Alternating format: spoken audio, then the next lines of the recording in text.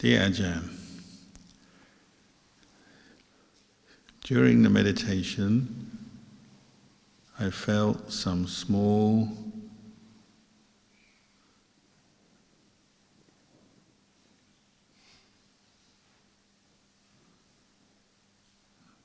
looks like small creatures are running around, especially in my head, legs and arms. I felt there is a very thick air in between my skin and the dress. Is that normal? Yeah, it is normal. It's probably different kinds of the initial stages of rapture, piti, which is one of the factors of samadhi. So as we've mentioned, the 5 factors of samadhi: vitakka, initial application to the object, meaning you're putting your attention on the object, such as the breath; vichara, sustaining the attention on the breath, keeping it there over and over again. This leads body and mind to settle down, relax a bit, and piti arises. And that piti, as you go on and kind of coalesces, unifies into sukha, even deeper, more profound state of happiness that fills your whole body and mind. And then finally the unification of mind, one-pointedness, ekaggata citta. These are the 5 factors of samadhi. So piti, in those 5, piti is rapture, and it can come up in many different ways. Sometimes briefly, sometimes for a long time, sometimes very just a fleeting feeling, sensation. So like waves of energy up and down your body, which can appear to be like little creatures, like say ants or something wandering around your body. Occasionally it fools you and you think there is something there, and you look and it's not, it's just maybe your hair standing on end, goosebumps, or just mental energy mixing with the body and making it feel like there's something crawling over you, perhaps. Sometimes people shake because there's a certain release of energy and they're not used to it yet. Their mindfulness is not firm and stable and continuous, so they shake. So sometimes they just shake once, sometimes back and forth, they rock back and forth, which looks a bit weird, but if they keep practicing, they settle down, usually. Tears are very common as well. Tears of, you might say tears of Dhamma, as your mind settles down. It's a positive emotion. Piti is linked to your emotional state. It's a positive emotion. So it's not necessarily a sign that you're suffering. It's a sign that your mind is coming to the Dhamma, internalizing. The attention is coming inwards to the Dhamma. So it can be like tears of release, tears of relief.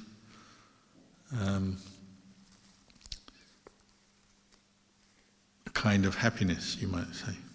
They call it rapture. Rapture is rapture, joy. Interest also. It's like interest. You're interested in the meditation.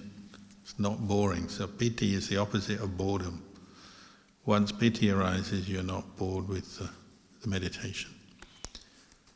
And that helps to energize you, keep you going.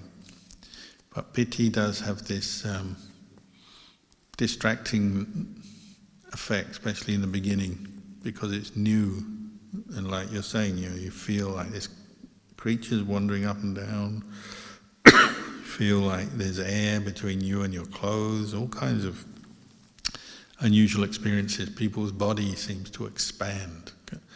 Your body can expand to seems like it fills the whole hall, which of course is impossible. But the feeling or the perception is like that. Sometimes you can even feel like your mind and body are bursting through the ceiling, going up to space. Mind and body can feel very light. occasionally, but very rarely, people literally raise off the ground. But that's kind of the stuff of myth, legend, very hard to prove. Not many people can just raise off the ground like that. But the famous story was of Lumor Sa.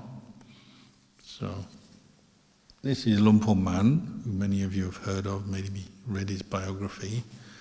His teacher was called Lumor Sa. He lived in Ubon, not far from where Ajahn Chah lived.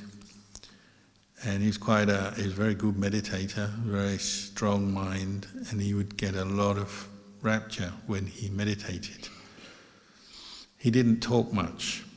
He was not a great talker. He didn't give lots of Dhamma talks and go around teaching everyone a lot. He could teach, but he wouldn't give long, elaborate talks on the Dhamma. So perhaps that's a clue to why he had so much of this rapture. All his mental energy was kind of conserved just for the meditation. So his meditation was really good. He became enlightened.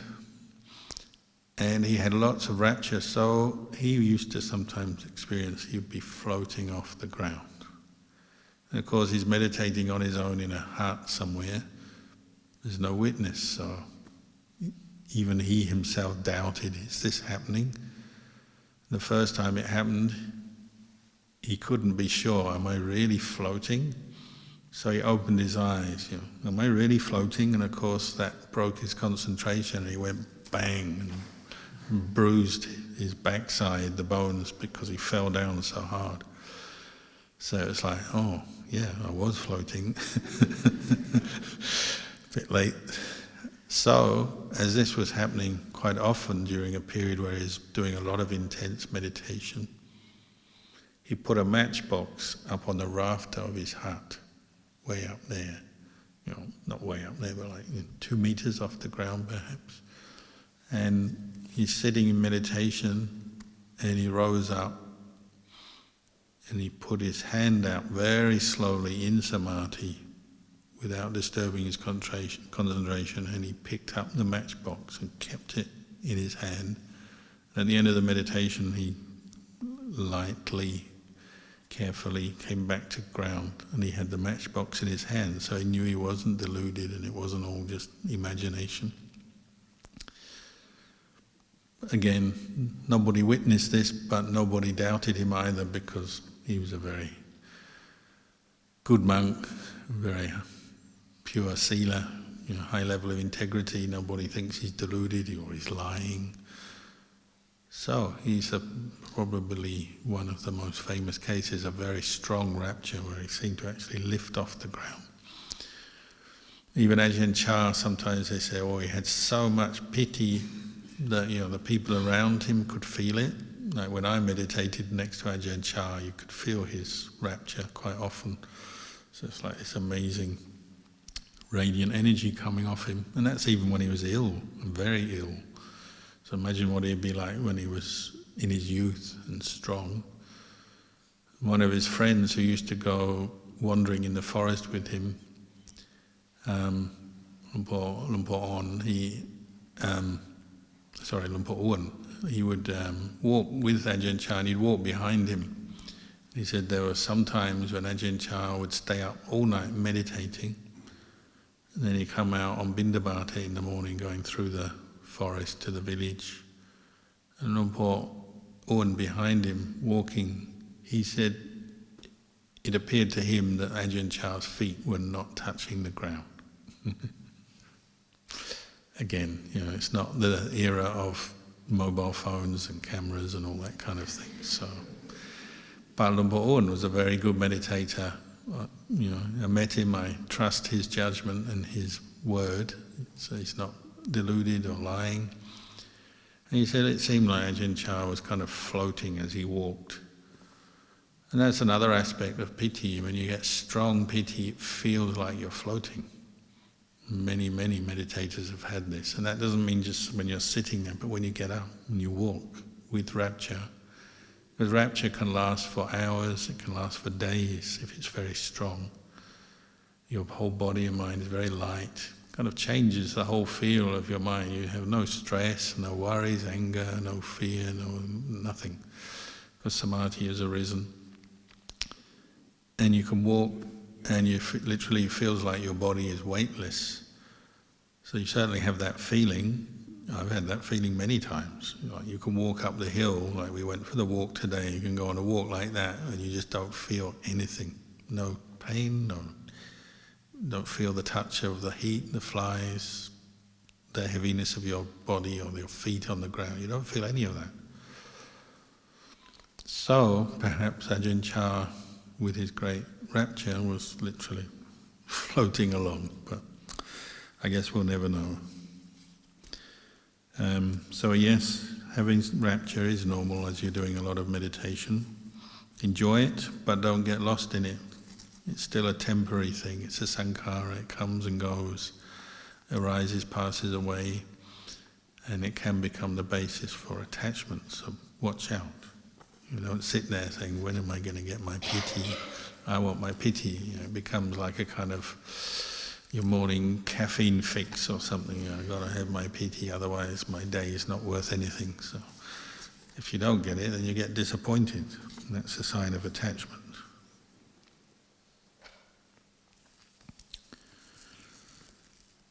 Dear Ajahn, what's the indication of deep samadhi? Just been talking about it.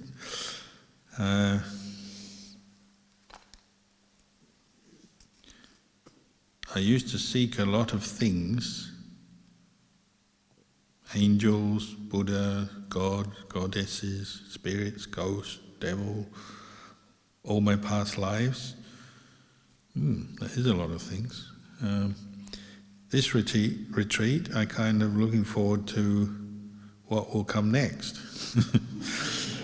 However, I'm experiencing nothing, just a peace of mind. That sounds like progress. I'm doing anapanasati and vipassana method, namatsagan. Yeah, keep going, that's good. It's a very common thing in the beginning of meditation. We want the special experience, to see something, know something, fly through the air. Like, many people ask me, can you fly through the air? That's a sort of layman's view of meditation. It's something you do until you can fly. So I say, yeah, I fly regularly, sometimes on Thai, sometimes Singapore Airlines.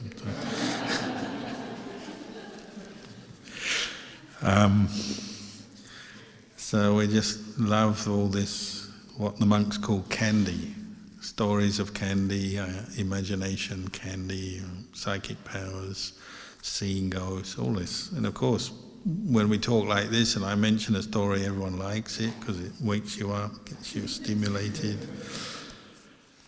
But it's not really the main part of meditation. The main part of meditation is knowing your mind with mindfulness in the present moment, and that's where the peace comes from. And it sounds like you're doing that, and then turning your mindfulness to contemplate impermanence, unsatisfactoriness, not self. These three characteristics, which a lot of the time sounds a bit boring, especially to new meditators. Everything is impermanent, arising, ceasing. Doesn't sound very exciting, so of course your mind looks for something more stimulating, like seeing an angel or having a really good samadhi experience. But be careful of that. That can be a cause for disappointment, boredom as well. You attach to excitement, stimulation. When it fades or it doesn't come, you feel bored. Why do you feel bored?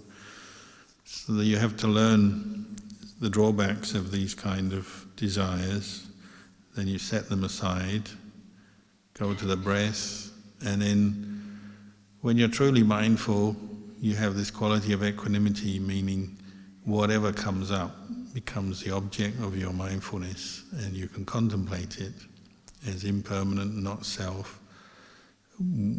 Whether it's just another thought, a very ordinary kind of thought, like what am I going to do later today, or why does my leg hurt, or something, something very ordinary, or could be the thought, oh, I want to see a deva. Doesn't matter. Whatever thought arises, you're seeing the characteristic of that thought formation. It's impermanent, it's not self. It disappears back into the void of your mind. There's nothing much there, is there? Feelings coming and going all the time, pleasure, pain, and a lot of neutral feelings which we often miss because we're not very sharp. And that's a good one to experiment with. Just see if you can pick up the neutral feelings in your body, neither pleasant nor unpleasant. You know, maybe your arm. Oh, my arm just feels like that. It doesn't feel painful, doesn't feel pleasant. Just kind of feels something, but you can't really describe it because it's neutral. Or even your state of mind. A lot of the states of mind we have are fairly kind of neutral, aren't they? When you have to think about something like, oh, I've got to walk over there to go and do that job. You could feel very angry or upset, or you could feel very excited and caught in the pleasure of it, but probably you just feel fairly neutral, don't you? It's like, oh, I've got to go here. A lot of our thoughts are coming up with fairly neutral feeling, and because it's neutral, we don't notice. The Buddha said when we're not mindful, neutral feeling leads to dullness. Animals have a lot of neutral feeling and they're quite dull, aren't they? They don't have a lot of stimulation. They're not sitting there eating the grass thinking, when am I going to see a deva? They're just eating grass, and grass is pretty boring, so just grass, grass, grass. A lot of neutral feeling, so they're kind of dull. Humans, we can do better than that. We can learn many things, and we will experience different feelings, some pleasant, some unpleasant, some neutral. But the important thing is to be mindful of them, be aware, know them, and also know them as impermanent conditions that arise, pass away. So it sounds to me like you're on the right track. Keep going.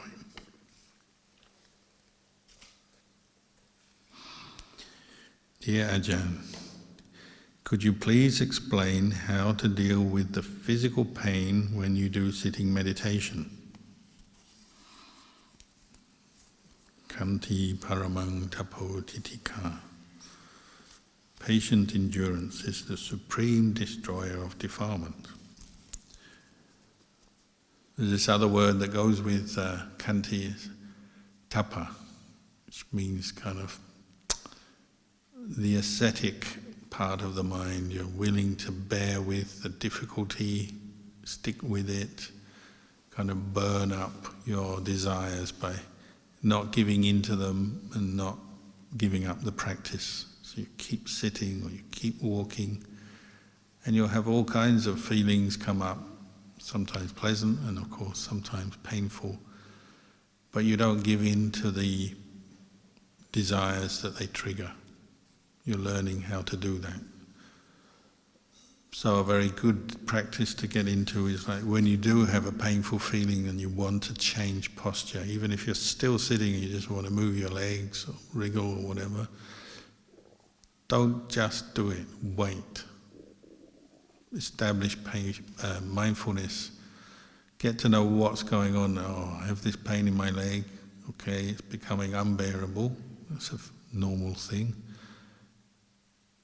Okay, I'm going to move. And you know why you're moving. You're mindful of the whole process from start to finish, that you're moving and changing posture because you're in pain. Rather than just pain, move in an automatic reaction, which is what we do most of the time, so we don't learn anything from that. And that habit may get more and more frequent, and our endurance and our mindfulness might get less. So we become a slave to every little painful feeling. We've got to move, got to change, got to distract the mind. So our meditation will go backwards sometimes. When you bring up the patience, the mindfulness, the effort, you may still have the pain, but you start using that pain as a place to learn about your mind, how it does attach to the pain and then react with aversion. How does that happen? So, painful feeling, negative thoughts come. If you're not very mindful, it may be a whole stream of negative thoughts, and you notice a lot of your irritation and anger in the course of your day, a lot of it is triggered by feelings of tiredness, discomfort in your body, especially when you are tired. So later in the day maybe, when you're under a lot of pressure doing many things, it's easy to get irritated, easy to lose your temper. A lot of that is just coming from unpleasant feelings in the body.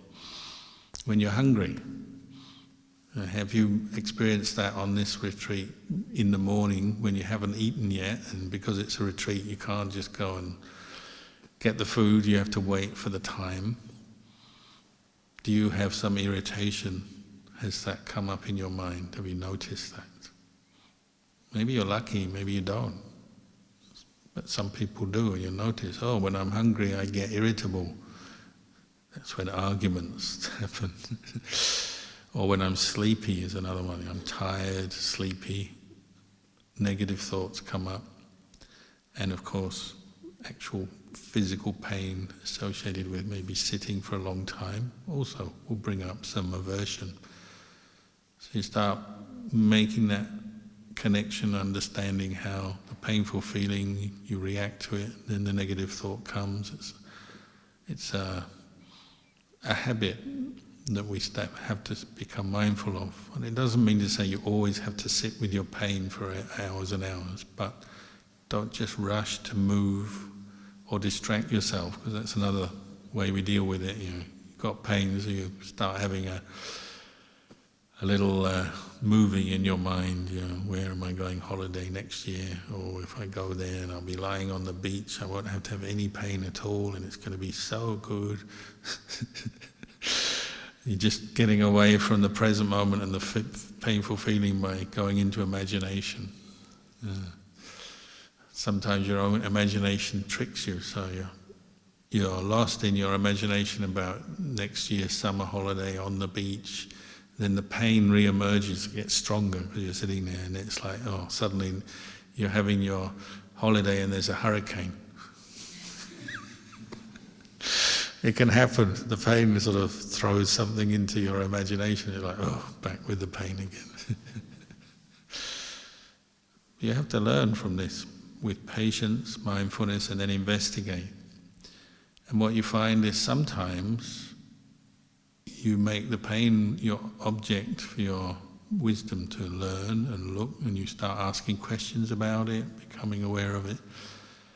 And the pain can quite quickly become much more bearable because you're now learning from it rather than just reacting with aversion. When you're learning, you've got mindfulness, you've got wisdom, you've got energy coming up maybe.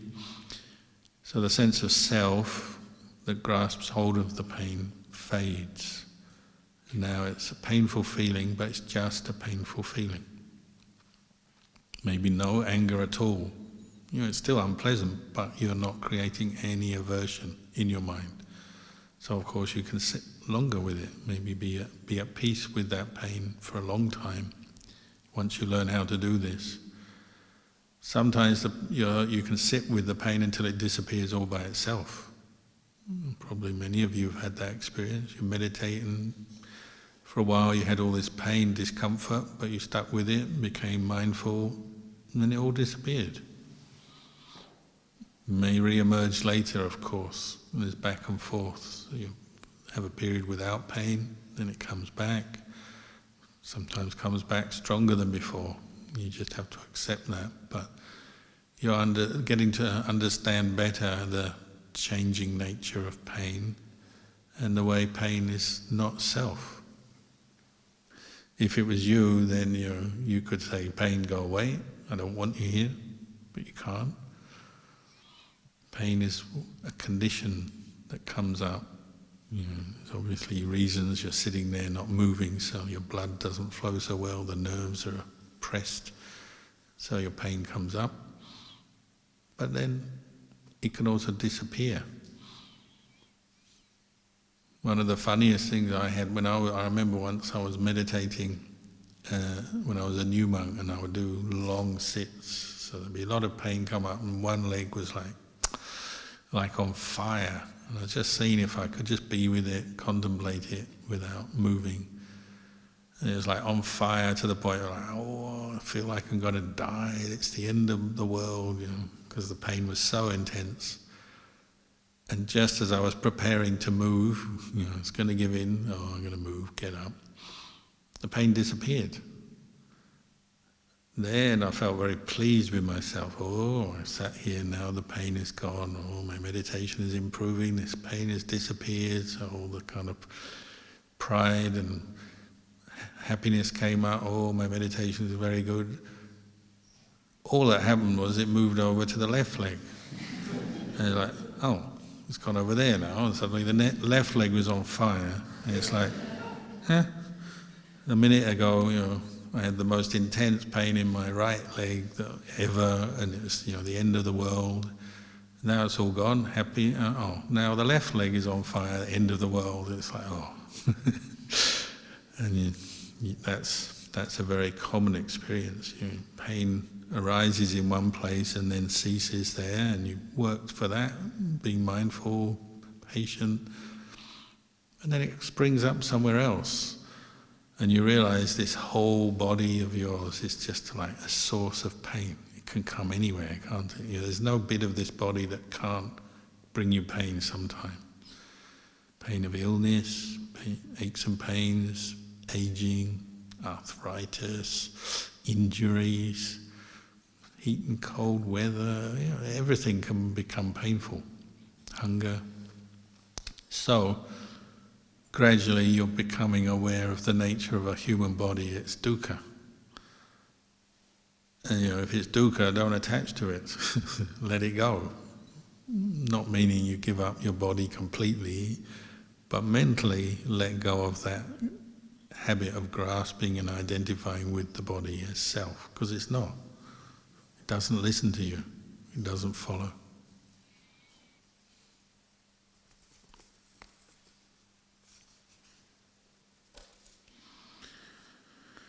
Dear Ajahn, thank you so much for your teachings.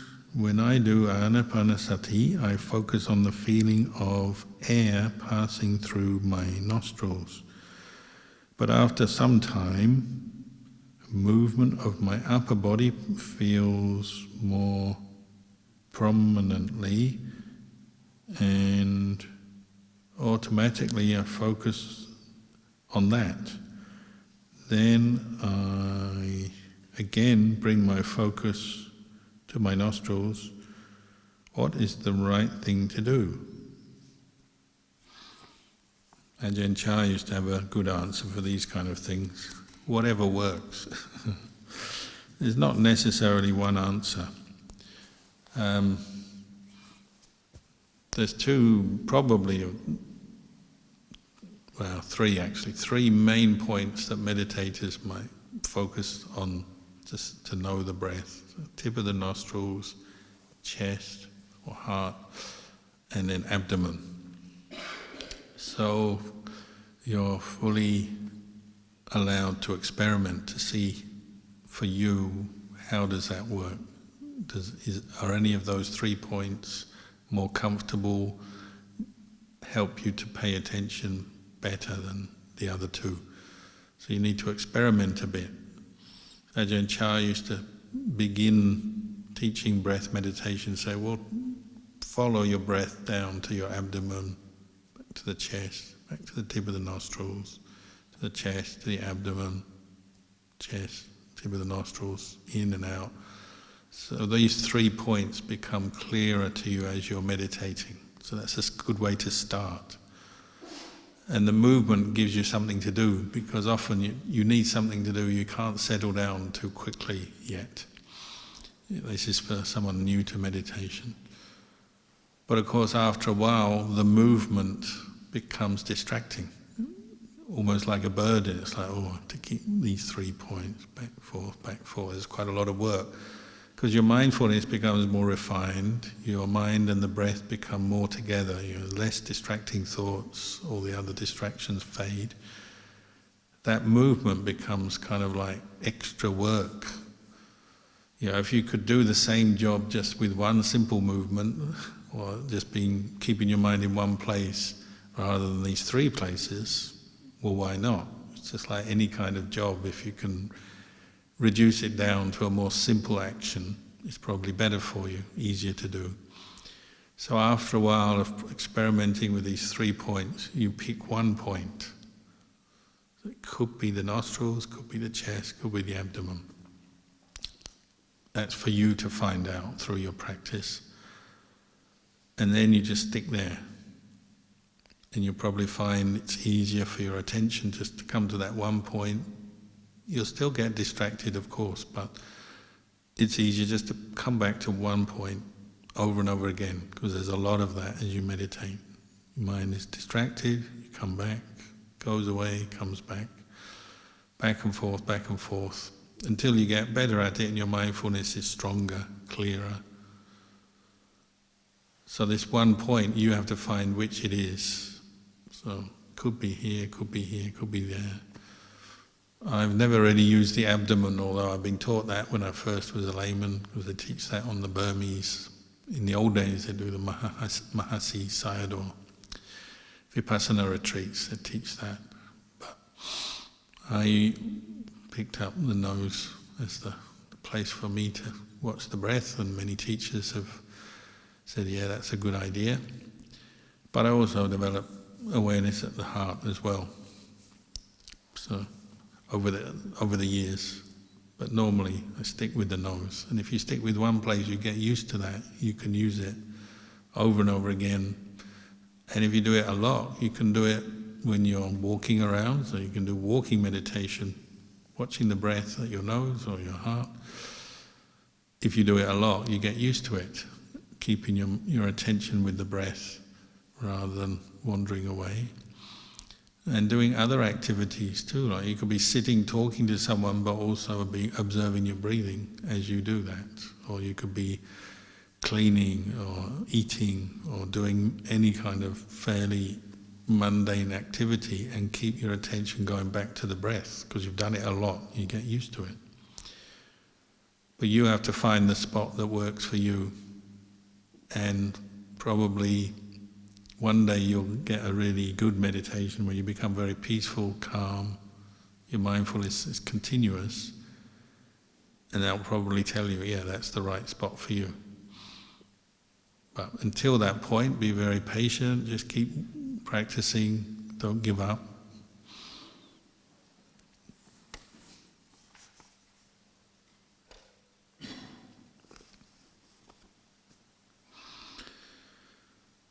Ajahn, I want to become a monk, but I am still attached to my family and their cultural expectations, i.e. get a job, work in finance. Oh, that's quite a specific cultural expectation. It's got to be finance, not anything else. How do I let go of family?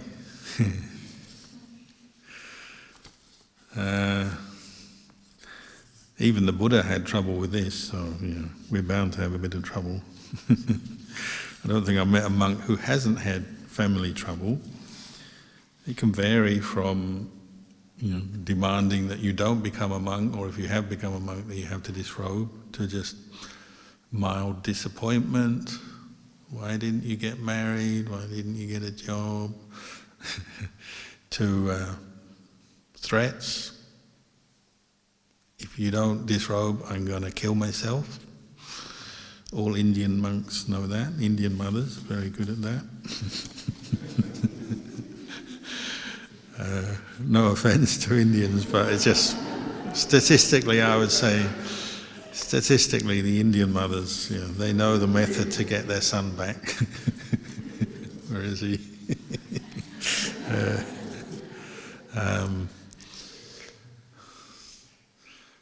So we have very strong attachment to our parents, and they have strong attachments to us. And the Buddha said, to become a monk, you need permission from your parents. But permission can vary, can't it? They may not yet understand what you're doing and why, but they don't object or they don't stop you. That's permission, isn't it? They may not like what you're doing, but they're not going to hold you back, so it's a sort of grudging permission. That's quite common. My parents just said, if it makes you happy, son, you do it. I don't like it, but you do it if it makes you happy. And I was very grateful for that. And then some parents are just not ready. They can't give permission. They just can't say the words. They can't. So maybe that son has to work with it for a bit. And that's another reason why we have a gradual process of training where you become an anagarika in white, 8 precepts for a while, then maybe a novice monk, and then maybe take full bhikkhu ordination, to give you yourself a time to adjust, and family as well. And most monks who find they have opposition from their family, one of the things they focus on is the good that you're doing in the robes, training yourself, developing this path. You're making very powerful good karma, which will automatically help your family. They won't recognize it at the beginning, perhaps, but you do. You have to trust in that good intention until over time you win them over by practicing, until they realize, oh, you're doing a very good thing.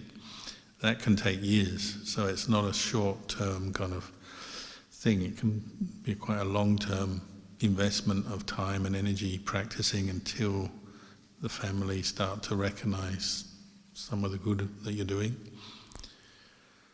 Sometimes teachers help, so you take your family to see a teacher who can help soften some of their objections or reassure them or explain things, because as a son or a daughter, in the case of a nun, you're not in a good position to teach your family. They don't see you as a teacher. They see you as little Jimmy or whoever. He's just going through his crazy phase now. He wants to be a Buddhist monk. He'll grow out of it. That's the kind of normal reaction, isn't it? So you may not be in the best position to explain or teach your family, so you take them to someone who can, a teacher. Even the best teachers find it hard. I mean, even the Buddha couldn't persuade every parent. If you say in the case of Vyasa, parents very wealthy, so there's no way they want to let him become a monk. They want him to take over the family business, get married, have a kid, produce an heir. And they just did their best to hold him back. But because his own urge for the spiritual life was so strong, he left and went out to the Buddha, ordained. And the first thing the Buddha had to do was make him invisible, so his parents, when they come to see him, they don't see him. And they say, where is he? Where is he? I know he's here. And they'd actually sent many people before that to find him, and each one didn't come back. They got ordained because they had so much faith in the Buddha. Like, oh, wow, I want to ordain too. So they wouldn't go back. So the parents realized something is up. So they go out themselves and they ask the Buddha, we've heard our son may be around here. And the Buddha says, yeah, maybe he's around here. Just sit down, just relax, and maybe you'll see him. So they got a bit of hope. Their son may be there. He's actually ordained and he's sitting in the monks, but they didn't see him. So they're sitting there hoping to see their son, not even knowing he's a monk yet.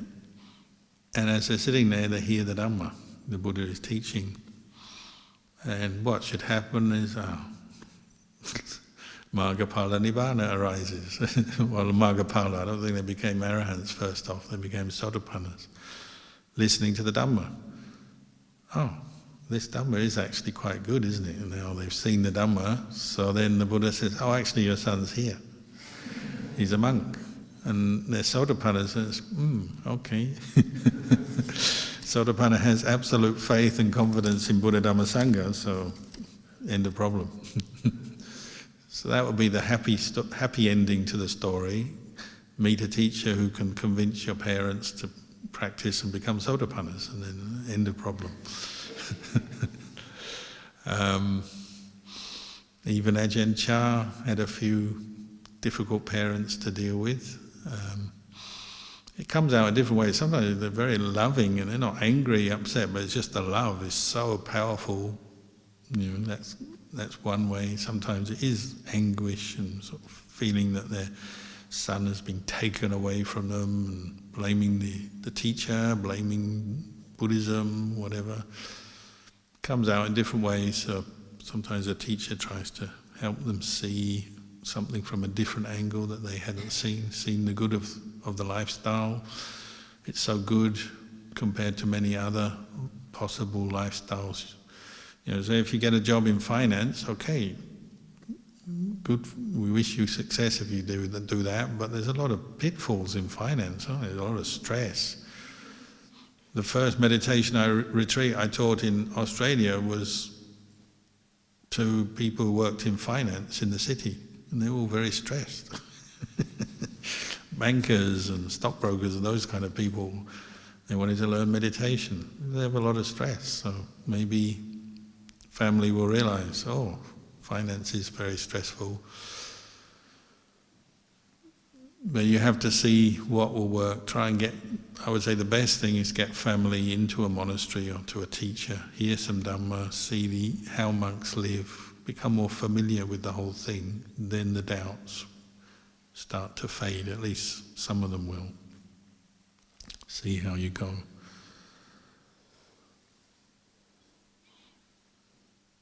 I think I've told the stories of various monks who've ordained, and then at the end of the rains retreat, the family comes and sits there.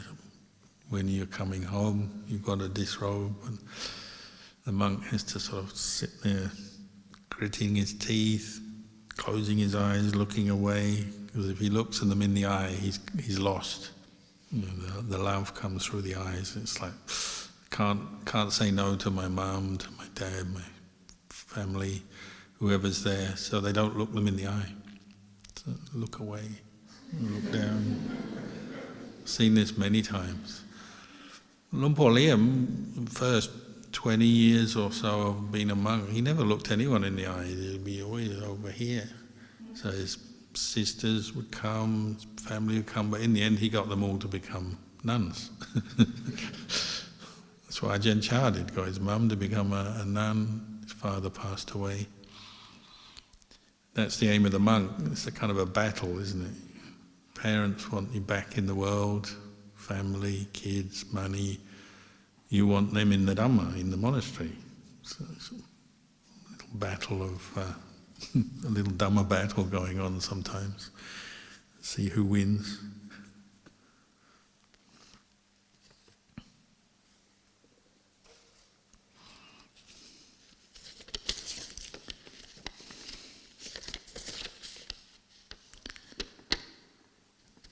Dear Ajahn, my mind has become,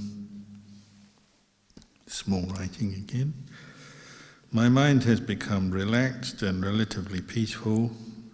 However, events and words spoken during the day keep flashing back like a movie. They seem more interesting than observing the breath. I don't feel aversion towards them, however they prevent me from sustaining my attention on the breath. What would you recommend I do to improve my practice? Yeah, this is very common on retreat. Because there's so little stimulation, we're sitting in here for quite a few hours a day, we do our walking, it's a quiet place, there's no news of the world, not much happening. Your mind will be looking for anything. Anything will do to stimulate you, because you're used to the stimulation of work, family, socializing, entertainments and all that. That's all gone, so your mind is kind of grasping around for anything, any little bit of conversation. So maybe you're sitting there eating and you hear someone else talking. It's like, oh, their life is so interesting. What's going on over there? Even though normally you wouldn't be interested, but it's all you've got. So your ears. Eating. So then you come back to meditate and you've got the memory of somebody else's ordinary experiences that they've been talking about, but now they're coming up in your memory. And we'll do that. We'll look for something to think about. Anything. We used to joke, like in Thailand, in the monastery, when I was a young monk, you'd never see a English language newspaper. So you never knew what was going on in the world. You got a little bit of, tiny little bit of news from somebody. But if a newspaper came into the monastery, people reading cover to cover, and you read once and then you share it with another monk, so you just read the important stuff, give it away. It's just like prisoners of war. It's reading, finding out, and give it away, and then they put it down, and then later you think, there was one bit I didn't read. You go back and read that, and you end up reading the business news. And you think, I'm a monk in the forest in Thailand. Why am I reading the business news? Because it's just any stimulation, and then maybe there's an advert for something that you're never going to buy and never going to have, but you just read the details. Because of this desire for any kind of information, stimulation. So that's what your mind does. It's kind of like a vacuum cleaner for stimulation, sight, sound, taste, smell, touch. Anything, depends on your character, what you're into. So I guess a lot of you are into food, so it's a big part of the day, the food, who's cooked it, what have we got, do I like it, I not, what are the ingredients? Have you been eating thinking, what are the ingredients in this thing I'm eating? The curiosity. Could be anything, if men may be more into building or something, how did they build this, or that, how did they do that? Some people are into nature, what kind of tree is that, what kind of bird is that? Ajahn Den is up there, he's had COVID for the last 6 days, got nothing to do, so he's just wandering around in the forest. So he sent me a picture, he's found a yabby. So he said, what is this, Ajahn? Is this a freshwater lobster? It's huge. He found this massive yabby, big black yabby, because we got one pond, the hidden pond up in the forest, the Naga pond, and there was a yabby there, so he picked it up. Yabby's probably never seen a monk, monk's never seen a yabby, so they're having their little time together, plenty of selfies with the yabby. Then he asked me, so he said, what is this? So I just say, this is a yabby. And I spell it in Thai, yabby. Send that to him. And he said, what is yabby? I said, well, that's an Australian. Yabbies are actually crayfish. So I put crayfish, but crayfish in Thailand doesn't really do it. They have crayfish, but they don't look anything like yabbies. So I just call it, well, it's kind of like a freshwater shrimp, but a very big one. And I just told him to watch out for the claw, because they'll pinch you once you pick them up, if you're not careful. So, you're in the forest, what do? You look for yabbies, nothing else to do. You can have that'll fill up another hour, talking about yabbies, thinking about yabbies, having a conversation with a yabby, send the yabby back into the pond, have a nice day, yabby. What next? That's what your mind does, isn't it? It's looking for something. Whether it's people, yabbies, birds, that's if you're into nature. As I said, it could be anything. Some people, the plane goes over, oh, where's that going? You're always hoovering up, vacuuming up stuff, aren't you? And then it will come out again. You sit there and it's all coming back. Images, words, events, issues. Most of it's fairly benign. It's not going to stir you up. So you just sit there and it comes and goes. But it still fills your mind for a while, doesn't it? Then, of course, sometimes there'll be something more emotional. Some past event will emerge and you'll get full of anger or sadness or worry or desire for something. So, as I said before, they said, even anguish is kind of interesting. It has its own attraction to be angry about something. because it fills your mind. When you're on retreat, nothing to do, breathe in, breathe out. Oh, so I'll think about that issue that makes me angry. Just sit there, getting caught up in it, stirred up about something, some problem, some injustice. Even anger can stimulate you and excite you when you're meditating and feeling really bored. Ajahn Samany once said he could stay up all night meditating when he was angry. Because it's very, it wakes you up, doesn't it? There's a lot of energy in anger, so you can sit there. And everyone thinks, oh, he must be in jhana, but he's actually miserable, getting angry. That's when he was a young monk. I'm sure he doesn't do that now. But everyone will have that. You have different kinds of stimulation coming up. It keeps you going for a while, but you have to investigate this to see how the mind is always wanting something else to think about. Ajahn Chah said this is birth and death. A little bit of birth into that mood, that image, that thought, that memory, that emotion. Suddenly you're born into that, and everyone likes birth, something new, but then after a while maybe you tire of it, so you don't want to think about that anymore, so you're willing to drop it, but that's only after you've thought it all through and it's filled your mind for a while.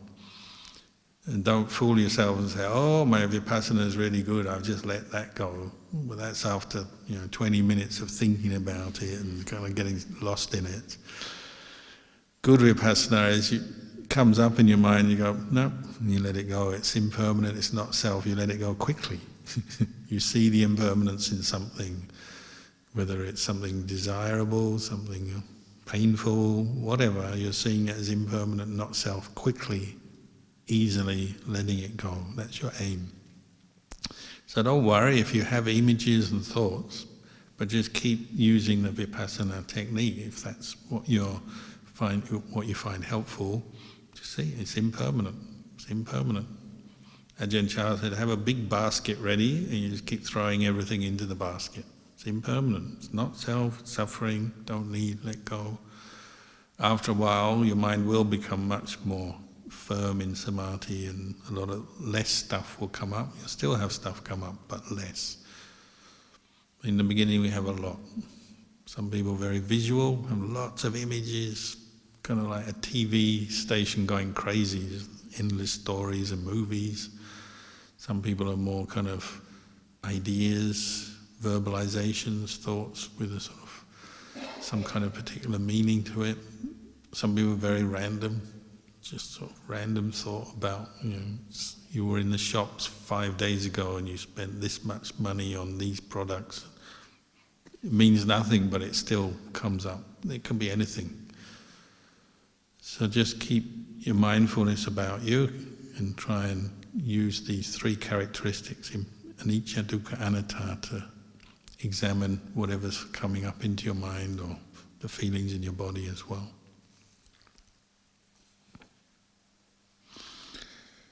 So, there's still quite a few questions left. Should be able to answer them tomorrow. But we'll maybe draw to a close today.